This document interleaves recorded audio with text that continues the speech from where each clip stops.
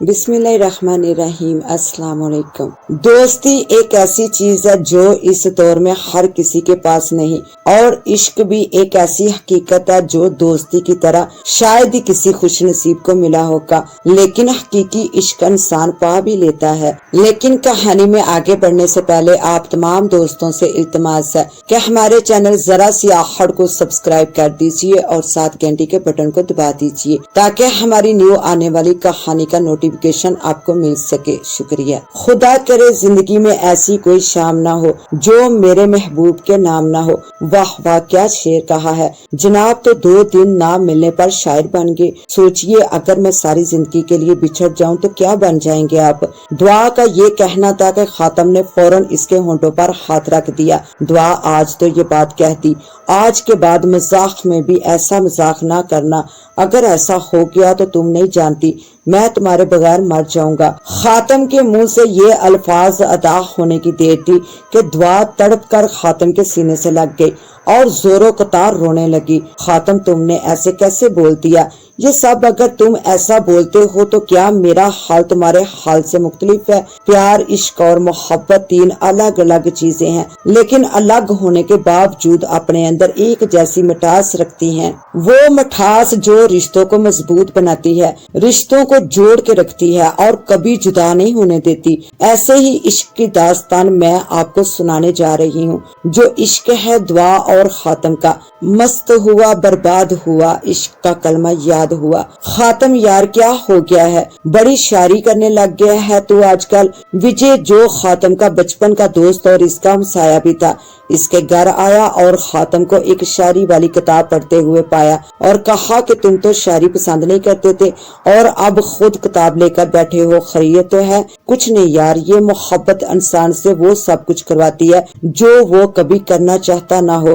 क्या बात कर रहा है मोहब्बत? और तुझे बता तो सही कौन है यार? अब यारों से छुपाने लगा है। नहीं विजय, मैं तुझे नहीं बताऊंगा तो किसे बताऊंगा? हाँ तो ठीक है, बताओ फिर कौन है? वो हमारे मोहल्ले में जो बैंक मैनेजर साहब हैं, मियां सलीम अहमद, इनकी बेटी दुआ। खातम के मुंह से दुआ का नाम सुनना था कि विजय जहाँ पर बैठा था वहाँ से गिरते गिरते बचा। खातम क्या हो गया है यार? दुआ से तू मोहब्बत करता है? और ये बता क्या दुआ भी तुझसे मोहब्बत करती है? हाँ, दुआ भी मुझसे मोहब्बत करती है और बेइंतहा करती है, और हम दोनों शादी भी जल्दी करेंगे। खातम की बातें सुनकर विजय के चेहरे के तासरात बदलने लगे। खातम की बातों को दरमियान में काटकर वो बोला, यार मुझे कोई काम याद आ गया है, मैं वो करके फिर तुझे मिलता हूँ। विजय जो हिंदू मजहब से ताल्लुक रखता था, इसके बाबा बहुत बड़े काले जादू के माहिर थे, जिससे वो लोगों के बिगड़े हुए काम ठीक भी कर देते और कुछ के घर भी तबाह करने वालों के साथ कुछ पैसे लेकर लोगों के घर तबाह भी कर देते। विजय ने भी काला जादू अपने बाप से सीख रखा था और वो भी इसका इस्तेमाल अपने नाजायज काम पूरे करने में करता, लेकिन इसके बारे में खातम कुछ भी नहीं जानता था। खातम के मुंह से दुआ के लिए इजहार मोहब्बत सुनकर विजय के दिल में जैसे किसी ने छुरा खोप दिया हो, क्योंकि विजय भी दुआ को पसंद करता था, लेकिन दुआ ने इसे कभी भाव नहीं दिया था। वो जब भी उसे रास्ते में मिलता तो दुआ इसे हकारत की नजरों से देखकर आगे बढ़ जाती, लेकिन अब अपने ही दोस्त के लिए इसकी मोहब्बत का सुनकर विजय के दिल में अपने दोस्त के लिए भी जो मोहब्बत थी वो नफरत में बदल गई। अब इसने दुआ और खातम को अपने काले जादू के जरिए बर्बाद और बदनाम करने का फैसला कर लिया। दुआ मुस्लिम घराने से ताल्लुक रखती थी। इसके घर में इसके अम्मी अब्बू के अलावा एक छोटा भाई था। दुआ 3rd ईयर में ज़ेरे तलीम थी, जबकि खातम एक ईसाई घराने से ताल्लुक रखता था और अपने माँ बाप का अकलौता बेटा था। इसके अम्मी अब्बू ने इसकी परवरिश हर लिहाज से बेहतर की थी। दुआ और खातम में मोहब्बत का आगाज एक अचानक मुलाकात से हुआ, जब दुआ अपनी अम्मी के साथ बाजार कुछ घर की चीजें लेने के लिए गई। सामान ज्यादा होने की वजह से दोनों माँ बेटी इसे उठाने से कासर थी। वहाँ खातम आ गया तो इसने सामान उठाकर घर तक छोड़ा। बस वही कुछ लम्हे दुआ के दिल में खातम की मोहब्बत के दीप जल गए। फिर रोज रोज कॉलेज आते जाते एक दूसरे को देखना और हौले से मुस्कुरा देना, ये सब काफी देर तक चलता रहा और मोहब्बत आगे आगे बढ़ती गई। کہ ان دونوں کی ملاقاتیں ہونے لگی۔ دعا کی طبیعت ٹھیک نہ ہونے کی وجہ سے اب کی بار وہ 2 دن بعد خاتم کو ملی تھی اور خاتم کی ایسی حالت دیکھ کر وہ مذاق کر رہی تھی، جس پر خاتم نے کہا کہ اب ہمیں شادی کر لینی چاہیے۔ دعا میں تمہارے بغیر اب ایک پل بھی نہیں رہ سکتا۔ خاتم میری بھی یہی حالت ہے، لیکن مجھے نہیں لگتا کہ ہمارے گھر والے ہماری شادی کریں گے، کیونکہ ہمارے مذہب ایک دوسرے سے الگ ہیں۔ تم ٹھیک کہہ رہی ہو، گھر والوں سے بات کرنے کا کوئی فائدہ نہیں، کیونکہ وہ تو مانیں گے نہیں۔ ہم ایسا کرتے ہیں کہ بھاگ جاتے ہیں اس دنیا سے دور، ان سب لوگوں سے دور۔ ٹھیک ہے خاتم، جیسا تم کہو ٹھیک ہے۔ کل رات 12 بجے تم مجھے پرانے ریلوے اسٹیشن کے پاس ملو، میں بھی وہاں آ جاؤں گا۔ ٹھیک ہے، پھر ابھی ہم چلتے ہیں، کافی ٹائم ہو گیا ہے، گھر والوں کو شک نہ ہو جائے۔ ٹھیک ہے، دونوں اپنے اپنے راستے چل دیے۔ وجے جو خاتم اور دعا پر پل پل کی نظر رکھے ہوئے تھا کہ کب کوئی وہ ایسا کام کرے اور ان کو بدنام کرے، اس نے اپنے عمل کے ذریعے خاتم اور دعا کے اس اٹھنے والے قدم کا پتہ چلوا لیا۔ جیسے خاتم اور دعا گھر سے نکلے تو وجے بھی گھر سے نکل آیا۔ اس نے سارے مسلم اور ہندو گھرانوں کو عیسائی گھرانوں کے خلاف کر کے گھر سے نکال لیا کہ ایک عیسائی لڑکا مسلم لڑکی کے ساتھ دونوں رات کو پرانے اسٹیشن کے پاس ملتے ہیں اور آج وہ دونوں بھاگنے کا منصوبہ بنائے ہوئے ہیں۔ دعا کے ابو کو جب یہ پتا چلا تو وہ بھی ان لوگوں کے ساتھ اسٹیشن پر پہنچے۔ دعا گھر پر موجود نہیں تھی۔ خاتم کے گھر والوں کو کانوں کان خبر نہیں تھی کہ ان پر کیا قیامت ٹوٹنے والی ہے۔ جب یہ سب مل کر اسٹیشن پہنچے تو خاتم وہاں پر موجود تھا، لیکن دعا ابھی تک نہیں آئی تھی۔ دعا کے ابو نے آؤ دیکھا نہ تاؤ ہاتھ میں پکڑا ہوا لوہے کا سریا خاتم کے جسم پر دے مارا، جس سے وہ لڑکھڑاتا ہوا زمین پر گر گیا۔ پھر سب لوگ مل کر خاتم پر وار کرنے لگے، یہاں تک کہ اس کی روح اس دنیا سے پرواز کر گئی، لیکن یہ ظالم لوگ اس کے جسم کو بری طرح پیٹتے رہے۔ دعا جب وہاں پر پہنچی تو یہ سب دیکھ کر بے ہوش ہو گئی۔ ان ظالموں نے خاتم کی باڈی کو اٹھایا اور ٹرین کی پٹری پر ڈال دیا۔ ٹرین رات کے 2 بجے گزرتی تھی۔ وہ لوگ ٹرین کا انتظار کرنے لگے۔ 2 بجے ٹرین آئی اور خاتم کے مردہ شریر کو کچل کر چلی گئی۔ صبح ہوتے ہی وجے نے یہ شور پورے محلے میں ڈال دیا کہ خاتم نے خودکشی کر لی۔ ٹرین کی پٹری پر اس کی نہ پہچاننے والی باڈی سے کچھ چیزیں میں دیکھ کر آیا ہوں اور وہ خاتم کی ہی ہیں۔ خاتم کے ماں باپ پر جیسے قیامت گزر گئی۔ ان کے بڑھاپے کا واحد سہارا اسے بھی ان لوگوں نے چھین لیا۔ خیر وقت گزرتا گیا اور ایک ماہ خاتم کو اس دنیا سے گئے ہوئے ہو گیا۔ دعا جو اس دن بے ہوش ہوئی تو خاتم کے فوت ہو جانے کے بعد 1 ماہ بعد اسے بھی ہوش آیا۔ ہوش میں آتے ہی وہ سب کچھ جو اس نے اس دن دیکھا تھا اس کی آنکھوں کے سامنے چلنے لگا۔ اسے ہوش میں آتا دیکھ کر اس کے ماں باپ خوشی سے پاگل ہوئے جا رہے تھے، لیکن دعا نے ان کی پرواہ کیے بغیر خاتم کا نام لیا اور خاتم کا پوچھا، جس کا سنتے ہی اس کے ماں باپ دونوں چپ ہو گئے۔ تبھی دعا بھی چپ ہو گئی، کیونکہ وہ سب جانتی تھی کہ ان مارنے والوں میں اس کا باپ بھی تھا۔ دعا نے گھر آتے ہی خود کو کمرے میں بند کر لیا اور زوروں قطار رونے لگی، یہاں تک کہ اس کے رونے اور چیخنے کی آوازیں گھر سے باہر جا رہی تھی۔ اس کے والدین کے پاس اسے چپ کروانے کی ہمت نہیں تھی، یہاں تک کہ وہ روتے سسکتے زمین پر گر گئی۔ جب اسے ہوش آیا تو رات کے تقریباً 12 بج رہے تھے۔ دعا کا جسم ایسے درد کر رہا تھا جیسے اسے کسی نے بری طرح پیٹا ہو۔ اپنی اس تکلیف پر اس کی آنکھوں سے آنسو نکل پڑے اور اٹھنے کی کوشش کرنے لگی۔ تبھی اسے اپنے ماتھے پر کسی کے ہاتھ کا لمس محسوس ہوا۔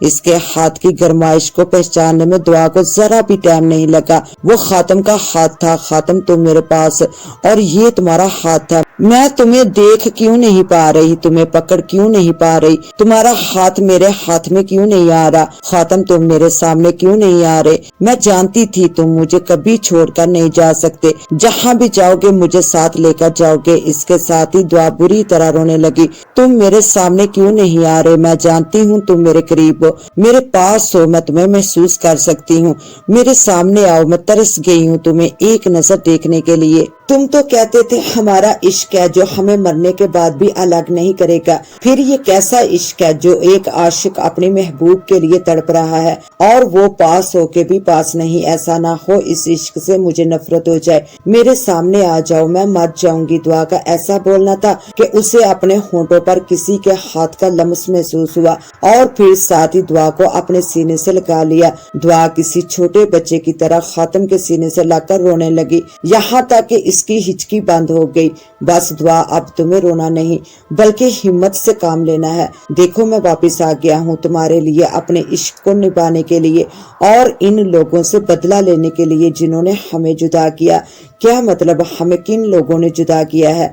हमें तो भागते हुए पकड़ा गया था क्योंकि अब्बू ने मुझे घर से निकलते हुए देख लिया था और फिर हमारा पीछा किया और मुझसे पहले तुम तक पहुंच गए क्योंकि अब्बू को हमारी मोहब्बत का पता चल चुका था और मैं अपने अब्बू से क्या बदला लूं? मेरा सब्र ही इनका बदला चुका देगा। नहीं दुआ, तुम्हें जो कहानी बताई गई है वो बिल्कुल गलत है। ना तो हमारी मोहब्बत का तुम्हारे अब्बू को पता था और ना ही हमारे भागने का, बल्कि ये सब कुछ एक ऐसे इंसान ने किया है जिसे मैंने अपनी जिंदगी में सबसे ज्यादा चाहा था और सिर्फ इसे बताकर मैं घर से तुम्हारे साथ जाने के लिए निकला था। मुझे यकीन मरकर भी नहीं आता। कौन है वो जिसकी बात तुम कर रहे हो खातम? विजय मेरा दोस्त, मेरा जिगरी यार। क्या कह रहे हो तुम खातम?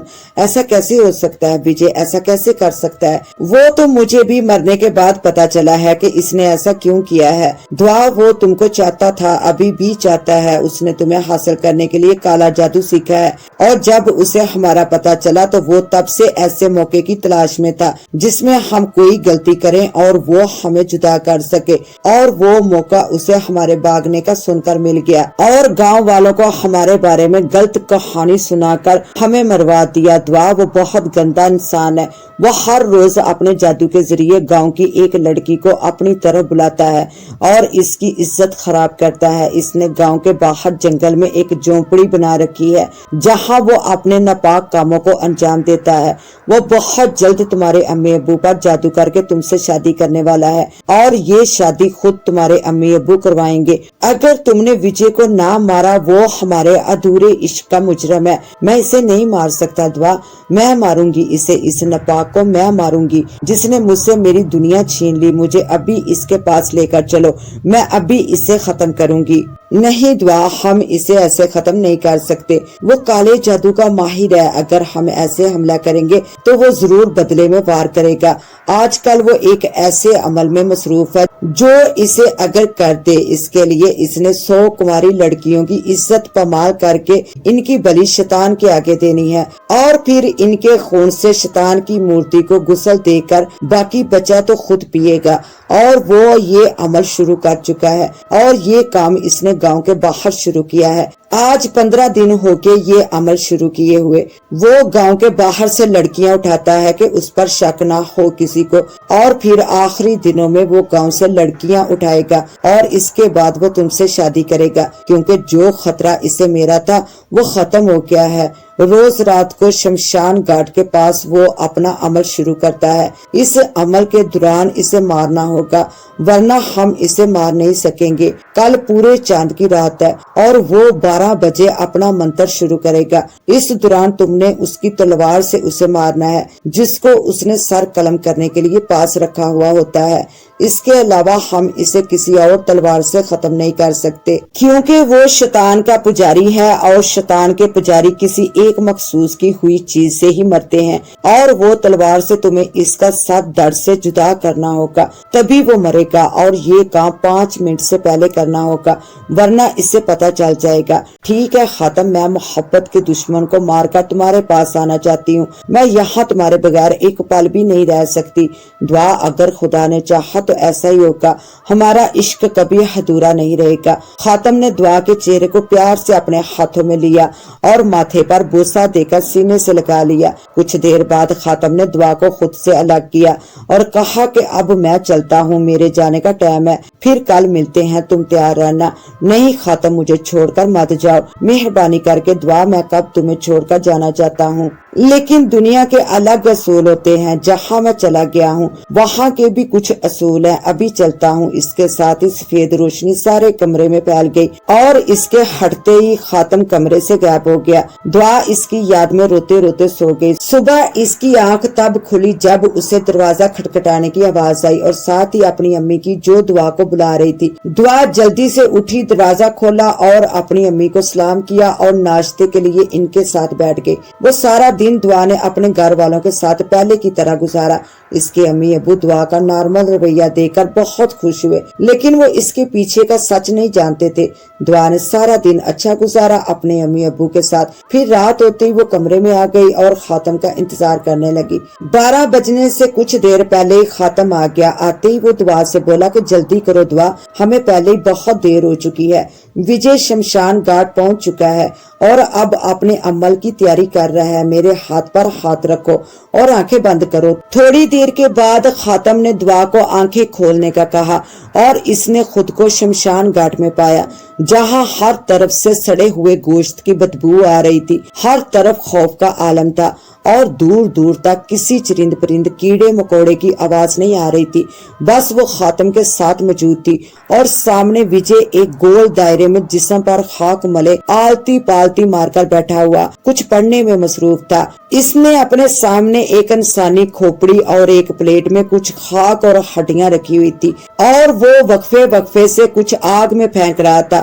مجھے اس ماحول سے خوف محسوس ہو رہا تھا، لیکن خاتم کا ساتھ میرے لیے کسی بھی خوف سے نکل جانے کے لیے کافی تھا۔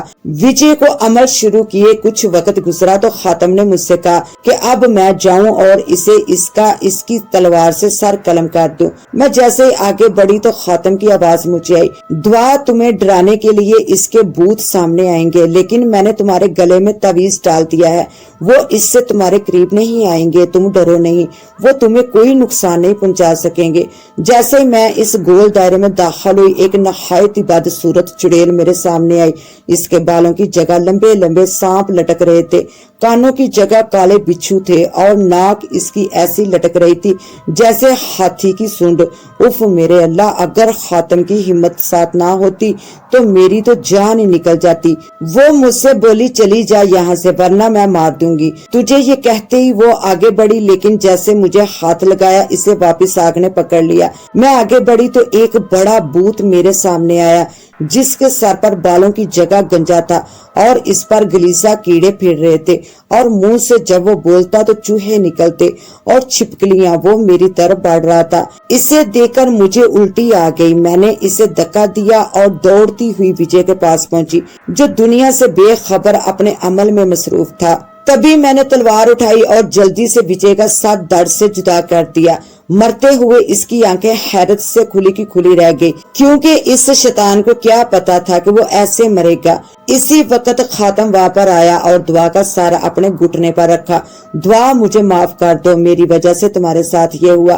نہیں خاتم، میں تمہاری ہوں، تمہارے بغیر میں ادھر کیسے رہوں گی؟ اس دنیا میں ہمارا عشق ادھورا رہا لیکن اب پورا ہو گیا۔ عشاء کا تو میں شکریہ ادا کرنا چاہتی ہوں۔ عشاء تمہارا بہت شکریہ، تم نے مجھے میرے خاتم سے ملا دیا۔ تبھی دعا کی گردن ایک طرف ڈھلک گئی اور اس کی روح خاتم کی روح سے مل گئی۔ وہ دونوں آسمان کی طرف پرواز کر گئے اور عشاء پاگلوں کی طرح جنگل کی طرف دوڑ گئی، گویا ایسے جیسے وہ پاگل ہو گئی ہو، اور ساتھ میں یہ بولتی جا رہی تھی، میں نے دعا کو مار دیا اور وجے نے خاتم کو مار دیا۔ اصل میں عشاء وجے سے محبت کرتی تھی اور وجے اس سے غلط کام پورے کروانے کے لیے اس کو استعمال کرتا تھا۔ خاتم اور دعا کے بھاگنے کی خبر بھی اسی نے ہی وجے کو دی تھی، اس خوش فہمی میں کہ وہ اسے چاہتا ہے، جبکہ وہ تو دعا کو چاہتا تھا۔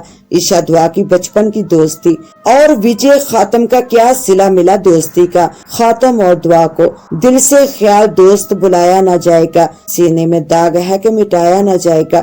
دوستی ایک ایسی چیز ہے جو شاید ہی اس دور میں کسی کے پاس ہو، اور عشق بھی ایک ایسی حقیقت ہے جو دوستی کی طرح شاید ہی کسی خوش نصیب کو ملا ہوگا۔ اس کے ساتھ میری کہانی اختتام کو پہنچتی ہے۔ امید کرتی ہوں سب ناظرین کو پسند آئے گی اور اپنی اچھی رائے سے نوازیں گے۔ اس کے ساتھ ہی اب مجھے دیں اجازت، ملتے ہیں انشاءاللہ ایک نیو کہانی کے ساتھ، تب تک کے لیے اللہ نگہبان۔